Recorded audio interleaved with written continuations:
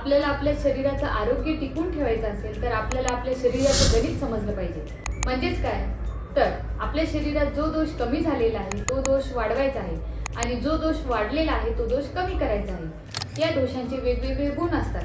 त्या गुणांनुसार जर आपण योग्य उपचार केला तर हे दोष प्राकृत अवस्थेत राहतात. आजच्या जमान्यात सगळ्यात जास्त त्रास, सगळ्यात जास्त बिमारी आणि सगळ्यात जास्त व्याधी हे वात दोष वाढल्यामुळे दिसत आहेत.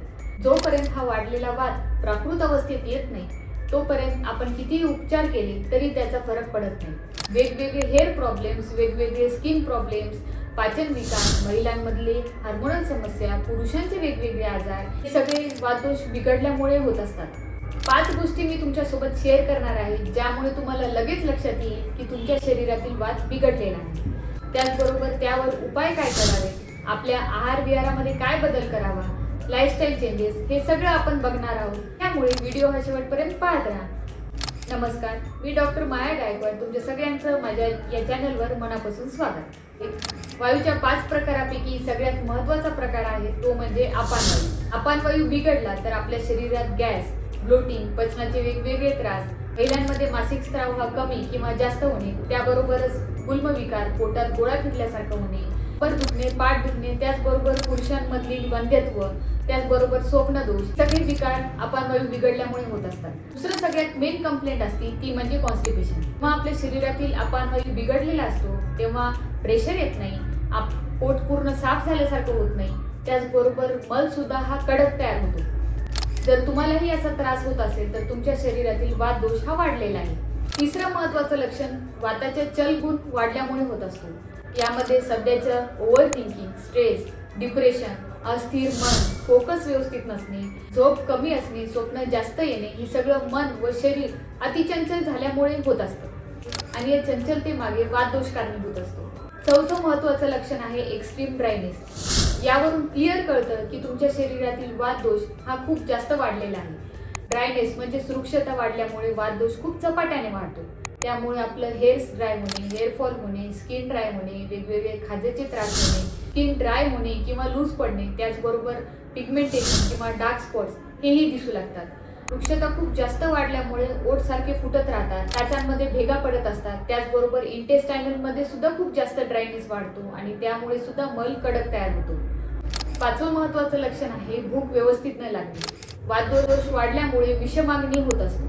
म्हणजेच कधी भूक खूप जास्त लागते तर कधी भूक खूप कमी असते, कधी जेवणाचं मन करते तर कधी जेवणाचं मन बिलकुल करत नाही. त्यात तुमची जर वात प्रकृती असेल तर तुमचं वजन झपाट्याने कमी होतं पण वाढायला मात्र खूप उशीर लागतो. अशा वेळेस वजन वाढवण्यासाठी तुम्ही जर चण्यासारखे पदार्थ खाल्ले तर त्यामुळे त्यात वृक्षता जास्त असल्यामुळे आपल्या शरीरातील वृक्षता जास्त वाढते आणि त्यामुळे परत वात जास्त वाढल्यामुळे वजन परत झपाट्याने कमी होते. असंही विशेष सर्कल चालू राहते. यावर उपाय काय काय करावे, तर सगळ्यात पहिला उपाय आहे ते म्हणजे कारणे टाळणे. कारण जोपर्यंत तुम्ही कारणे टाळणार नाही तोपर्यंत वरून तुम्ही कितीही चिकित्सा केली तर त्याचा काहीही फरक पडणार नाही. म्हणजेच काय, तर वातदोष वाढण्यामागे वृक्ष, शीत हे गुण कारणीभूत असतात. वृक्षगुण म्हणजेच तुमचे कोरडे फरसाण किंवा कोरडे पदार्थ खाणे टाळायला पाहिजे.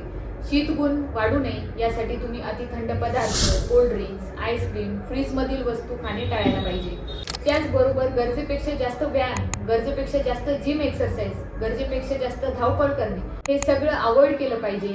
रात्रीचं जागरण बंद करायचं कारण यामुळे वात आणि पित्तदोष वाढत असतात. त्याचबरोबर सकाळी 6च्या आधी उठून आपलं पोट साफ होईल याकडे लक्ष दिलं पाहिजे. कारण 6च्या आधीची वेळ ही वातदोषाची वेळ असते आणि त्यामुळे नॅचरलीच आपल्याला वेग येत असतो. त्यामुळे खूप जास्त जोर देण्याची किंवा वेगवेगळे लॅक्झेटिव्ह घेण्याची गरज पडत नाही. वातदोषाला बॅलन्स करण्यासाठी लघु सुपाच्य आहार घेणे आवश्यक आहे. तुम्हाला जर चांगली भूक वाढली तर त्यानंतर तुम्ही पौष्टिक आहार सुद्धा घेऊ शकता. यामुळे तुमचं वजन वाढण्यास सुद्धा मदत होईल. मधुर, आम्ल आणि लवण हे 3 रस वातदोष बॅलन्स करतात. त्यामुळे मनुका, खजूर, गूळ, तूप, आंबट फळे हे तुम्ही तुमच्या पचनशक्तीप्रमाणे घेऊ शकता. ज्यांना ही वातदोष वाढल्यामुळे वेगवेगळी लक्षणे जाणवतात त्यांनी सकाळी उठल्याबरोबर आणि जेवण झाल्यानंतर सूर्यास्तानंतर हे कोमट पाणी घ्यायचं आहे. वातदोष बॅलन्स करण्यासाठी सगळ्यात महत्त्वाची चिकित्सा आहे ती म्हणजे स्नेहन. आभ्यंतर आणि बाह्य या दोन्ही प्रकारचे स्नेहन खूप आवश्यक आहे. आभ्यंतर स्नेहन करण्यासाठी झिरो ऑइल कुकिंग, वृक्ष पदार्थ हे सगळे बंद करायचं आहे. आभ्यंतर स्नेहनासाठी तुम्ही रोज तूप घ्यायला पाहिजे. त्याचबरोबर रात्री झोपताना कोमट पाण्यामध्ये तुम्ही 2 चम्मच तीळ तेल घेऊ शकता. यामुळे सुद्धा पोट व्यवस्थित साफ होण्यास मदत होते. त्याचबरोबर वातदोष कमी होतो. तुमच्या आहारामध्ये रोज 1 चम्मच तेल बिया असायला पाहिजे. तुम्ही काळे तीळ, पांढरे तीळ, शेंगदाणा किंवा सूर्यफुलाच्या बिया, जवसाच्या बिया या घेऊ शकता. जास्त प्रमाणात वातदोष वाढलेला असेल तर अशा वेळेस आपल्या शरीराचं डिजनरेशन खूप फास्ट होते. अशा वेळेस फक्त घरच्या घरी उपचार किंवा मसाज, तेल लावून उपयोग होणार नाही. तर अशा वेळेस तुम्हाला वैद्यांच्या सल्ल्यानुसार बस्ती चिकित्सा करावी लागेल. पंचकर्मातील बस्ती करणे हे वातदोषासाठी प्रमुख चिकित्सा आहे. त्यामुळे तुमच्या शरीरात जर वातदोष वाढल्यामुळे खूप जास्त लक्षणे दिसत असतील, अशा वेळेस वेळ वाया न घालवता पंचकर्मातील बस्ती चिकित्सा तुम्ही करू शकता. व्हिडिओ हा शेवटपर्यंत पाहिल्याबद्दल खूप खूप धन्यवाद. की वातदोष वाढल्यामुळे दिसणारे सगळ्यात मोठे 5 लक्षणं कोणते आहेत, आपल्या आहारामध्ये काय काय बदल करायचा आहे, कधी आपल्याला वैद्यांच्या सल्ल्यानुसार चिकित्सा करून घ्यायची आहे, हे सगळं जर तुम्हाला कळालं असेल तर कमेंटमध्ये तसं नक्की सांगा. तुम्हाला जर असं वाटत असेल की तुमच्या ओळखीमध्ये किंवा तुमच्या फॅमिलीमध्ये कोणाला या व्हिडिओची गरज आहे तर हा व्हिडिओ लगेच पाठवा. धन्यवाद.